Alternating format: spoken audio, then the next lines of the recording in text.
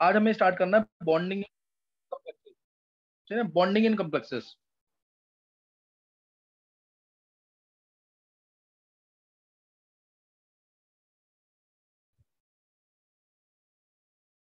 चलिए, bonding in complexes नया topic अभी है। इसके अंदर टोटल 4 थ्योरीज दी गई थी। इसमें 4 थ्योरीज दी गई थी।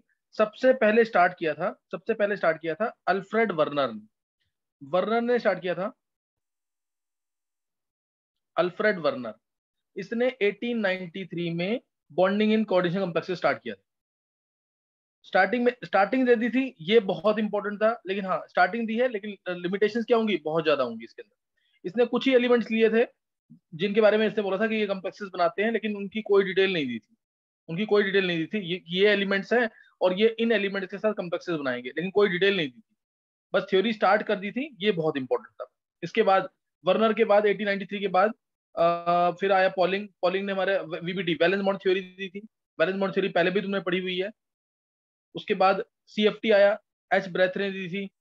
एच ब्रेथ ने दी थी, क्या कहते हैं, सीएफटी क्रिस्टल फील्ड थ्योरी। फिर आई थी एसीएफटी यानी एडजस्टेड क्रिस्टल फील्ड थ्योरी और लीगेंड फील्ड थ्योरी। वो हमारे कोर्स में नहीं है, उसको नहीं करना है। तो मैं वर्नर थ्योरी तो मैं बस अभी बता रहा हूँ, 20-25 मिनट में हो जाएगा काम, इतना ही कराऊंगा, ज्यादा नहीं करा रहा अभी मैं। और मेन मेरे को वीबीटी कराना है, वीबीटी करेंगे डिटेल में। VBT CFT. पहले वर्नर थ्योरी, फर्स्ट है वर्नर थ्योरी और उसके पोस्टुलेट्स। 1893 में जो वर्नर थ्योरी दी गई थी उसकी डिटेल्स हैं। इसने एक कम्प्लेक्स, मैं कम्प्लेक्स के बारे में बताता हूँ पहले तुम्हें, एक फिर मैं डिटेल दूंगा उसमें। जैसे मैंने मान लो कम्प्लेक्स लिया से CONH3 होल 6, जैसे इसने कोबाल्ट लिया, क्रोमियम लिया, प्लेटिनम लिया। ये 3-4 ही एलिमेंट्स लिए थे जिनसे डिटेल दी थी, जिनको लेकर के इसने डिटेल दी थी। CONH3 whole 6 suppose Cl3। तो ये कंपाउंड था अगर, तो इसने इसको रिप्रेजेंट ऐसे किया था, जो कोऑर्डिनेशन स्फीयर के अंदर है, जो कोऑर्डिनेशन स्फीयर के अंदर है, उसको इसने माना था सेकेंडरी वैलेंसी। उसने इसको मान लिया था सेकेंडरी वैलेंसी, है ना, उसने इसको सेकेंडरी वैलेंसी मान लिया था। और जो कोऑर्डिनेशन स्फीयर के बाहर है, जो कोऑर्डिनेशन स्फीयर के बाहर है, उसको प्राइमरी वैलेंसी, उसको माना प्राइमरी वैलेंसी। तो अब जैसे NH3 जो है,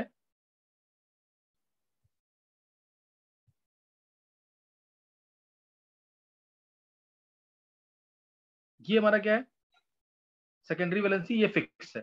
और प्राइमरी वैलेंसी जो है ना Cl3 को इसने ऐसे शो किया, डॉट की फॉर्म में, इस तरीके से। क्योंकि ये आयनिक पार्ट है, तो इसने कहा ये कहीं पे भी आ सकता है, कोई डायरेक्शन नहीं है इसकी, ये कहीं पे भी आ सकता है, इस तरीके से। इसने इसको मान लिया इस तरह से प्राइमरी वैलेंसी। ये प्राइमरी वैलेंसी है Cl।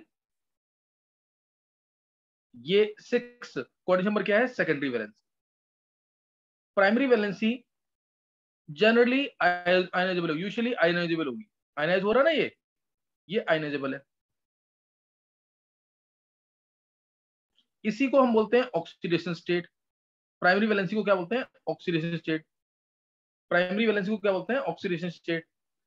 Primary valency non directional है। प्राइमरी वैलेंसी क्या है, नॉन डायरेक्शनल। ये नॉन डायरेक्शनल है, इसकी कोई फिक्स पोजीशन नहीं होती स्पेस में, जैसे मैंने डॉट डॉट से शो किया है। प्राइमरी वैलेंसी को हम डॉट से रिप्रेजेंट करते हैं, प्राइमरी वैलेंसी को डॉट से रिप्रेजेंट करेंगे। और सेकेंडरी वैलेंसी जो है, सेकेंडरी वैलेंसी, सबसे पहले तो सेकेंडरी वैलेंसी ये हमारा नॉन आयनाइजेबल पार्ट है। जनरली ये नॉन आयनाइजेबल होगा, नॉन आयनाइजेबल। आयनाइज नहीं हुआ ना ये 6, जो NH3 6 है, ये तो अंदर ही रहा, ये आयनाइज नहीं हुआ, तो ये नॉन आयोनाइजेबल। एक पॉइंट ये याद रखना है इसका। और इसके अलावा इसको हम कोऑर्डिनेशन नंबर भी बोलते हैं, इसको कोऑर्डिनेशन नंबर भी बोलते हैं। इसके अलावा ये डायरेक्शनल है, तुम्हें दिख रहा है 4 NH3 एक प्लेन में, एक NH3 ऊपर से आ रहा है, एक नीचे से, ऑक्टाहेड्रल शेप में है। ये डायरेक्शनल होता है, सही ना। ये सेटिस्फाई होता है नेगेटिव आयन से या न्यूट्रल ग्रुप से, दोनों से सेटिस्फाई होता है ये, नेगेटिव आयन से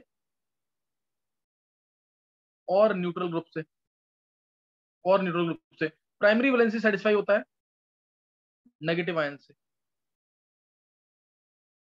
नेगेटिव आयन से, समझे कि नहीं है। Primary valency, secondary valency, secondary valency को ऑक्सिलरी वैलेंसी भी कहते हैं, सेकेंडरी वैलेंसी को ऑक्सिलरी वैलेंसी भी कहते हैं। अच्छा, क्या मैं अब डिटेल दूं थ्योरी की, कि समझ आ गया तुम्हें? एक बार हैंड से करना जिसको समझ आ गया। ये मैं पहले भी करा चुका हूं एक बार। अगर समझ आ गया है तो मैं इसको यहाँ पे स्किप कर दूंगा फिर। जानवी, बॉबी, नित्या, मयंक, अन्य, आर्यन, युविका, मानव, आर्यमन, नयन। डाउट है किसी को दोबारा पूछ सकते हो। कनिष्क, किसी को डाउट है तो दोबारा पूछ सकते हो।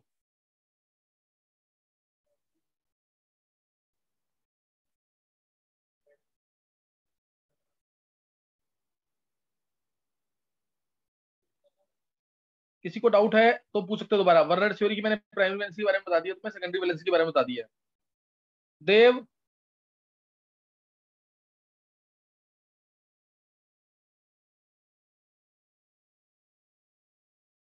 देखो ऊपर, जैसे अगर मैंने तुम्हें बोला CO NH3 whole 5 Cl, Cl2, इस कंपाउंड को रिप्रेजेंट करना है। एक मैंने तुम्हें रिप्रेजेंट करके दिखा दिया, ये वाला कंपाउंड।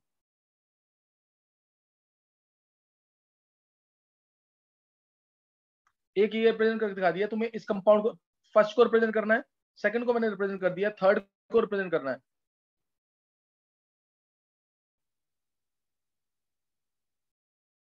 फोर्थ को रिप्रेजेंट करना है।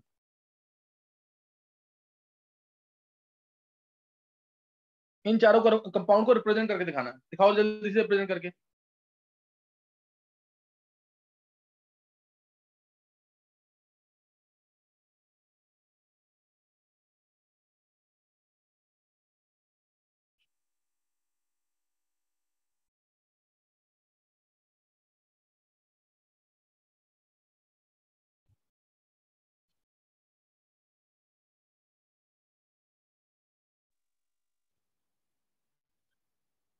किसी को दोबारा तो नहीं पूछना है। आन्या, अर्नव, आर्यमन,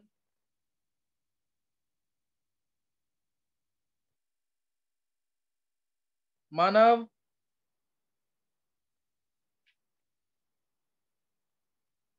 मानव, यस सर। मानव समझ आ गया मैं प्राइमरी वैलेंसी सेकेंडरी वैलेंसी जो बताया है? Yes sir. चलो अभी एक बार जल्दी से इनको रिप्रेजेंट करके दिखाओ।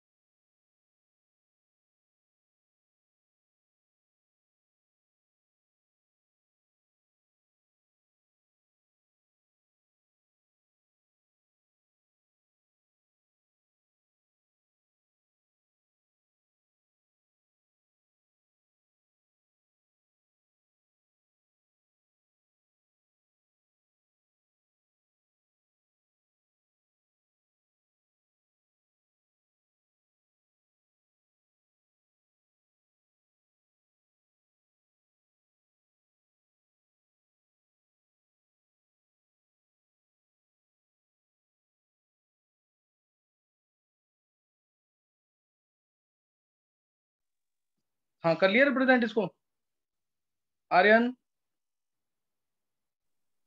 Yes sir. चलो एक बार बस चेक कर लेना सही किया गलत किया है। पहला केस जो मैंने अभी रिप्रेजेंट नहीं किया था मैं वो रिप्रेजेंट कर रहा हूँ। सेकेंडरी वैलेंसी ध्यान देंगे NH3 NH3 NH3 NH3 NH3 Cl। Primary valency में Cl नेगेटिव है, Cl नेगेटिव, Cl नेगेटिव। बस ये एक Cl नेगेटिव जो है ना, एक Cl नेगेटिव जो अंदर वाला है, ये दोनों वैलेंसी को सेटिस्फाई कर रहा है, ये दोनों वैलेंसी को सेटिस्फाई कर रहा है, क्योंकि ये ऑक्सीडेशन स्टेट में भी इन्वॉल्व हो रहा है, ये ऑक्सीडेशन स्टेट में भी इन्वॉल्व हो रहा है, और साथ में कोऑर्डिनेशन नंबर में भी इन्वॉल्व हो रहा है। तो this Cl will serve both as primary as well as secondary valency, ये दोनों का काम करेगा। ऐसे ही ये वाला केस मैंने तुम्हें बता दिया। तीसरा केस CONH3 होल 4 Cl2 अगर है, इसको रिप्रेजेंट कर रहे हैं अगर ऐसे CO NH3 NH3 NH3 NH3, 4 NH3 दिखा दिए, Cl Cl डॉटेड में।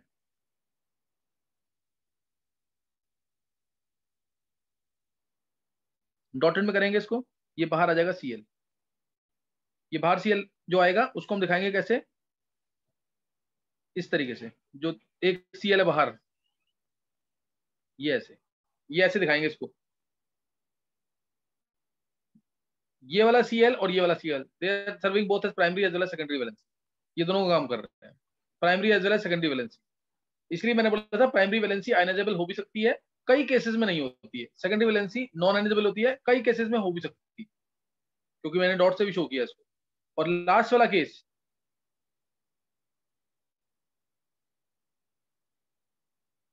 NH3 NH3 NH3 Cl जो है प्राइमरी वैलेंसी सेकेंडरी वैलेंसी दोनों काम करेगा, प्राइमरी दोनों सेकेंडरी दोनों का काम करेगा। Cl ये रहा, ये दोनों काम करेगा इस तरीके से। This Cl will the 3 Cl will work both as primary as well as secondary valence। तो एक बार हैंड से करेंगे जिससे सही किया ये, एक बार हैंड से करेंगे जिससे सही किया है। जानवी, आर्यन, मयंक, नित्या, युविका, छवि, कनिष्क, बॉबी, आर्यमन। चलो देखेंगे अब इससे रिलेटेड, मतलब इसमें था इसकी, तुम्हें लिमिटेशन तो समझ आ गई होंगी कि कुछ ही एलिमेंट्स हैं जो कोऑर्डिनेशन कॉम्प्लेक्सेस बना रहे हैं, व्हाई नॉट अदर्स। फिर मैग्नेटिक और स्पेक्ट्रल प्रॉपर्टीज के बारे में, कलर के बारे में, स्टेबिलिटी के बारे में इससे कोई इंफॉर्मेशन नहीं थी, तो इसलिए इसकी बहुत सारी लिमिटेशंस थी। इसको हम यूज कम करते हैं, लेकिन क्वेश्चन इसके ऊपर एंट्रेंस में आते हैं। जैसे अगर मैं क्वेश्चन यहीं पे बना दूं, अगर मान लो मैंने ये दे दिया तुम्हें, इसमें दिया, चलो इसमें ले लेते हैं, पीटी ले लिया, पीटी, या पहले पीछे वाला जो दिया ना मैंने तुम्हें, उसी को देख लो एक बार।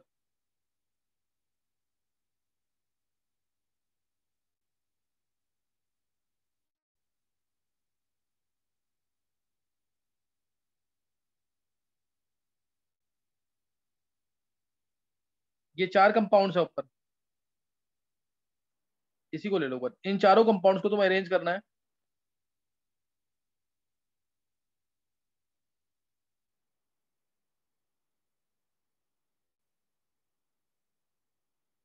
फर्स्ट, इलेक्ट्रिकल कंडक्टिविटी में।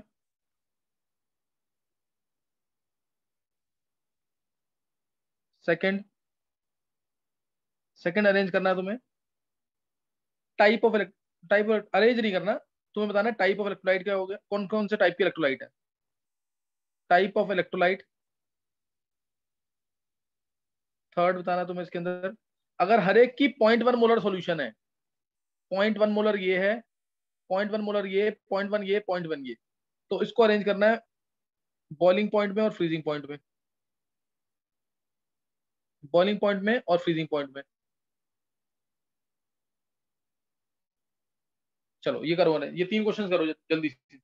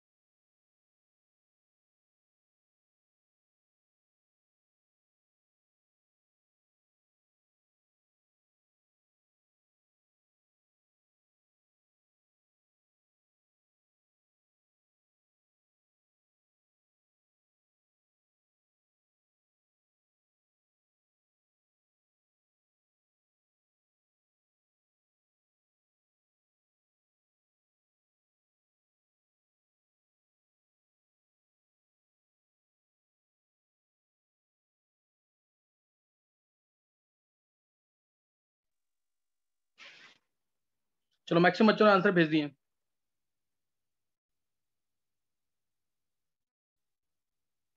देखो उधर, फर्स्ट का case CO NH3 whole 5 Cl Cl2। इसमें जब ये डिस्ट्रीब्यूट करेगा, मैं एक का डिस्ट्रीब्यूशन दिखा रहा हूँ तुम्हें।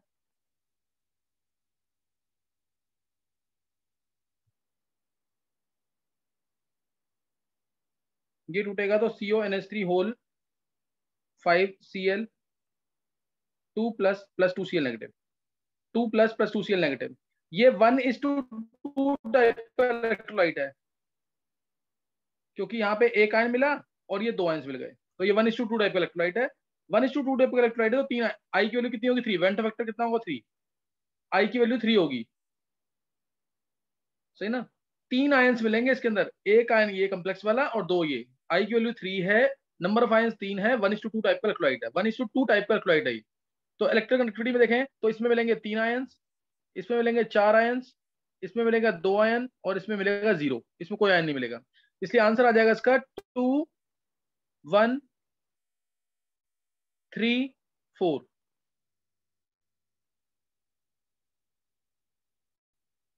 ये order of electric electric conductivity है, ये ऑर्डर ऑफ इलेक्ट्रिकल कंडक्टिविटी है।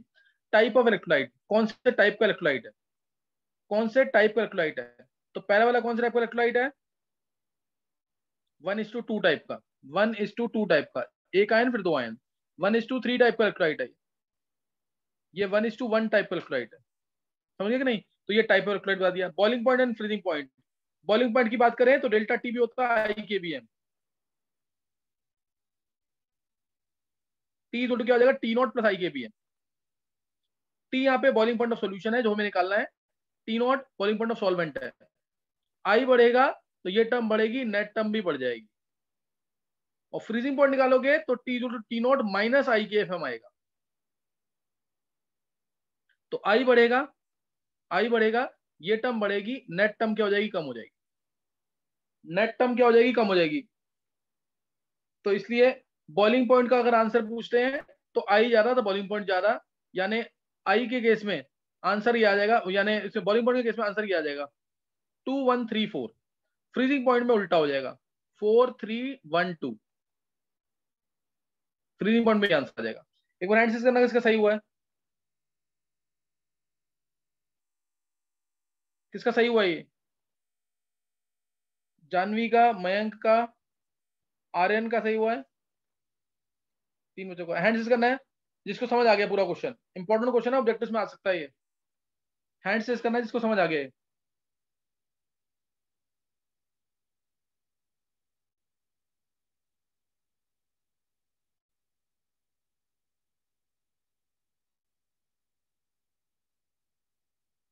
छवि, देव, हिमांशु और आन्या। छवि, देव और आन्या। आन्या कोई डाउट है इसमें?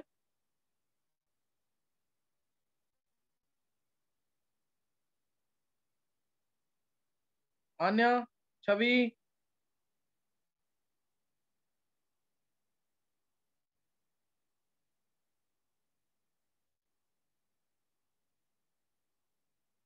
चलो एक एक क्वेश्चन और लिखना। कंपाउंड है, क्वेश्चन लिखना है, कंपाउंड है COCl3 dot 4NH3, COCl3 dot 4NH3। It does not liberate ammonia but gives AgCl as precipitate. Does not, ये अमोनिया नहीं देता है, बट AgNO3 के साथ ये AgCl का व्हाइट पीपीटी देता है। तुम्हें बताना है इस कंपाउंड का IUPAC नेम क्या होगा। बताओ इसका IUPAC नेम क्या होगा जल्दी से।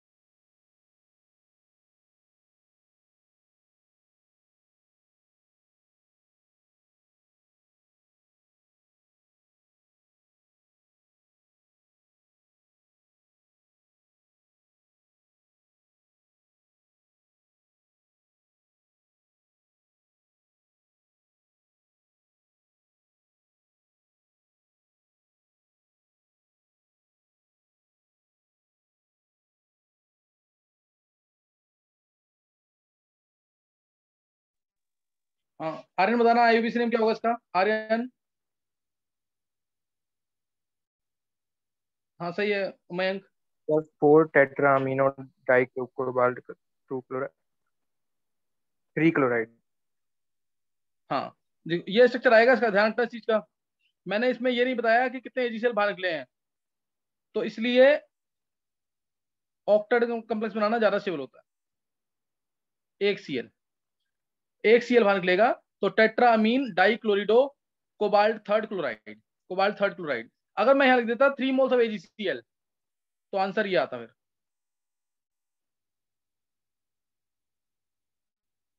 तो आंसर ये आता, सही ना, तो आंसर ये आएगा। तो ये ध्यान रखना, इस टाइप के क्वेश्चन आ सकते हैं। इसका एक मैट्रिक्स मैच भी आया हुआ है क्वेश्चन, और ये बोर्ड का क्वेश्चन था, ये बोर्ड में आता है ऐसा क्वेश्चन, सही ना। इसका मैट्रिक्स मैच की फॉर्म में भी क्वेश्चन आया हुआ है।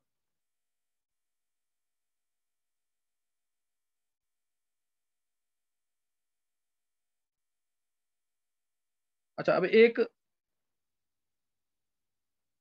नेक्स्ट जो थ्योरी है ना, इसमें क्वेश्चन और भी बन सकते हैं। नेक्स्ट जो थ्योरी है वो वैलेंस बॉन्ड थ्योरी है, पॉलिंग ने दी थी, valence bond theory.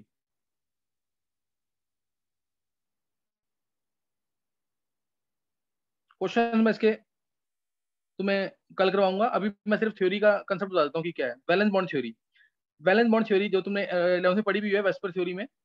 Valence bond theory, valence bond theory में इसमें करना क्या तुम्हें ना, जो भी कोऑर्डिनेट बॉन्ड्स हैं उसी को लेना है, सिर्फ लोन पेयर नहीं लेने। अदरवाइज वेस्पर थ्योरी में हम क्या करते थे, सिग्मा बॉन्ड लेते थे प्लस लोन पेयर लेते थे, इसमें तुम्हें लोन पेयर नहीं लेने हैं। क्लियर, इसके अंदर लोन पेयर तुम्हें नहीं लेने हैं। लोन पेयर क्यों नहीं लेने, कोई बता सकता है लोन पेयर क्यों नहीं लेने होंगे? क्योंकि लोन पेयर जो होंगे वो n-1d में होंगे, वो deep with in the sub shells है, इसीलिए नहीं लेते। Deep with in the shells है ये, इसलिए इनको कंसीडर नहीं करते लोन पेयर को। लोन पेयर को हम क्या मानते हैं, stereo chemically inactive, stereo chemically inactive lone pair मानते हैं इनको। ये मैंने तुम्हें बता रखा है कि इनएक्टिव लोन पेयर क्या होता है, सही ना। इनएक्टिव लोन पेयर क्या होता है, जब वो रिपल्शन बिल्कुल क्रिएट ना कर सके, ऑलरेडी बॉन्ड पेयर इतने सारे हैं कि रिपल्शन होगी नहीं, तो उस केस में जैसे XCF8 2 नेगेटिव में, TeCl6 2 नेगेटिव में, इनमें लोन पेयर क्या है, स्टीरियो केमिकली इनएक्टिव। ऑलरेडी इतने सारे बॉन्ड पेयर हैं, रिपल्शन ज्यादा हो नहीं सकती है, तो लोन पेयर को मानते हैं स्टीरियो केमिकली इनएक्टिव। ऐसे ही वैलेंस बॉन्ड थ्योरी में भी हम मानते हैं कि जो लोन पेयर हैं वो deep with in the shells हैं, n-1d में है, इसलिए हम उसको मानेंगे स्टीरियो केमिकली इनएक्टिव। ये थ्योरी में ध्यान रखना है, जो भी कोऑर्डिनेट बॉन्ड्स हैं उसी के थ्रू हम हाइब्रिडेशन निकालेंगे, जितने भी कोऑर्डिनेट बॉन्ड्स हैं उसी के थ्रू हम हाइब्रिडेशन निकालेंगे। पहले तो ये ध्यान रखना है। इसके बाद हमें चेक करना है कोऑर्डिनेशन नंबर। कोई भी क्वेश्चन आएगा इसका, पहले चेक करना कोऑर्डिनेशन नंबर। अगर कोऑर्डिनेशन नंबर 6 है, जैसे एग्जांपल ले रहा हूं मैं, 6 और 4 वाले क्वेश्चन ज्यादा आते हैं। अगर कोऑर्डिनेशन नंबर 6 है तो उस केस में हाइब्रिडेशन होगी D2sp3 या sp3d2। अब तुम्हें यहाँ पे दिख रहा है डी ये अंदर वाले हैं, ये बाहर वाले हैं। जैसे अगर ये 3D है तो ये 4D होगा, ये 4D है तो ये 5D होगा, ये 5D है तो ये 6D होगा, इस तरीके से। इधर इनर डी ऑर्बिटल्स हैं, इधर आउटर डी ऑर्बिटल्स हैं, इधर इनर डी ऑर्बिटल्स हैं तो इधर क्या है, आउटर डी ऑर्बिटल्स। तो अब इनर डी ऑर्बिटल्स यूज होंगे तो इसे बोलते हैं इनर ऑर्बिटल कॉम्प्लेक्सेस। पूरा लिख हम लोग, inner orbital complexes, inner orbital complexes, ये नाम होगा इसका एक, तो जब इनर डी ऑर्बिटल्स होंगे। दूसरा, इसको हम हाइपर लिगेटेड कॉम्प्लेक्सेस कहते हैं, हाइपर लिगेटेड कॉम्प्लेक्सेस भी कहते हैं। तीसरा, इनके अंदर बैक पेयरिंग होती है तो इसमें लो स्पिन कॉम्प्लेक्सेस बनते हैं, जनरली लो स्पिन कॉम्प्लेक्सेस कहते हैं। फोर्थ, ध्यान रखना इनके अंदर मैग्नेटिक मूवमेंट जीरो होगी या बहुत कम होगी, magnetic movement less magnetic movement, less magnetic movement. अब sp3d2 आउटर वाले हैं तो इन्हें आउटर ऑर्बिटल कॉम्प्लेक्सेस कहते हैं। इसके अंदर इनको बोलेंगे हाइपोलिगेटेड, आउटर ऑर्बिटल या हाइपोलिगेटेड कॉम्प्लेक्सेस। तीसरा, इसके अंदर स्पिन जनरली हाई होगी, हाई स्पिन, मैग्नेटिक मूवमेंट ज्यादा होगी इसके अंदर, हाई स्पिन कॉम्प्लेक्सेस कहते हैं। फोर्थ, इसमें greater magnetic movement, greater magnetic movement. तो ये बात ध्यान रखनी है इसके अंदर। और कोऑर्डिनेशन नंबर 6 है तो शेप दोनों केस में क्या आएगी? Octahedral. Octahedral shape in both the case, clear? Octahedral shape in both the case, दोनों के केस में ऑक्टाहेड्रल शेप आएगी क्योंकि कोऑर्डिनेशन नंबर 6 है। तो ये तो तुम्हें ध्यान रखना है कोऑर्डिनेशन नंबर 6 के लिए, सही ना? कोऑर्डिनेशन नंबर 6 के लिए ये ध्यान रखना है इस चीज का। डिटेल इसकी जब मैं कल दूं, ये ध्यान रखना कोई भी क्वेश्चन आता है पहले कोऑर्डिनेशन नंबर चेक करना, उसके बाद ही तुम्हें पता लगेगा कि क्या है क्या नहीं है ये। फिर दूसरा, पहले कोऑर्डिनेशन नंबर हमेशा। दूसरा है कोऑर्डिनेशन नंबर 4। अगर कोऑर्डिनेशन नंबर 4 है sp3 या dsp2। sp3 तो शेप टेट्राहेड्रल, dsp2 तो shape square planar. Coordination number 4 है ना, 4 का मतलब 4 ही हाइब्रिड ऑर्बिटल्स होते हैं, या तो चारों sp3 होंगे या चारों dsp2 होंगे। तो टेट्राहेड्रल या स्क्वायर प्लेनर, टेट्राहेड्रल या स्क्वायर प्लेनर, इसको एक बार नजर मारेंगे जल्दी से।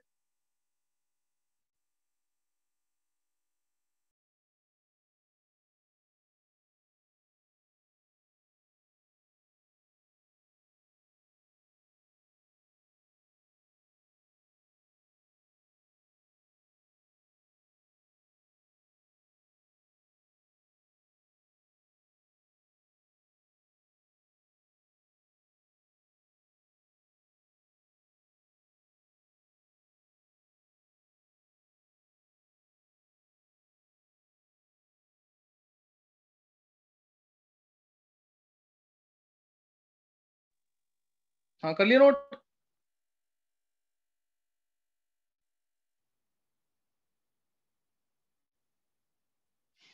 और 5 के अंदर केस बनते हैं। अगर कोऑर्डिनेशन नंबर 5 है तो उस केस में sp3d या dsp3। लेकिन इसमें केसेस ना एक्चुअल में 2 दिखा रहा हूं मैं, ये 4 केसेस होते हैं। ये 4 केसेस होते हैं sp3d में। अगर dz स्क्वायर है, dz स्क्वायर, dz स्क्वायर लिखा है, d2sp3 नहीं लिखा है, dz स्क्वायर है, ये d वाला dz स्क्वायर है। तो शेप दोनों में TBP, trigonal bipyramidal, trigonal bipyramidal होती है। या फिर क्या होती है? स्क्वायर पिरामिडल या स्क्वायर पिरामिडल।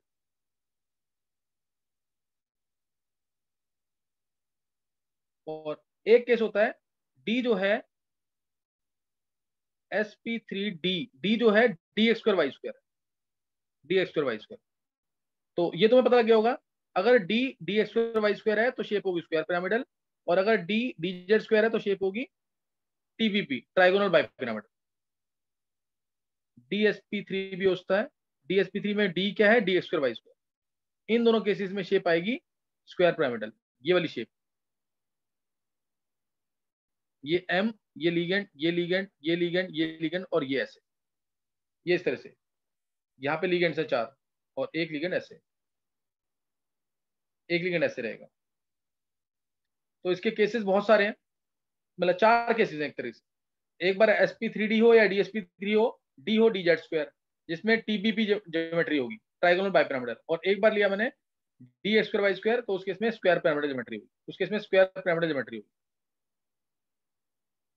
तो ये तुम्हें ध्यान रखना, इसके अंदर इतना करेंगे। और इसके क्वेश्चंस मैं कल कराऊंगा तुम्हें, क्वेश्चंस इसके और साथ में CFT के। लेकिन यहां तक याद कर लेना जरूर, इस चीज को याद कर लेना ताकि कल समझ आ जाए ढंग से। और ऑर्गेनिक का काम जरूर कर लेना। क्लासेस में तुम्हें बता दूंगा, क्लासेस में इसकी क्लासेस ना 250 तो नहीं होता है, 3 o'clock के आसपास होंगी, 3 से 3:50 तक। ये छवि, नित्या,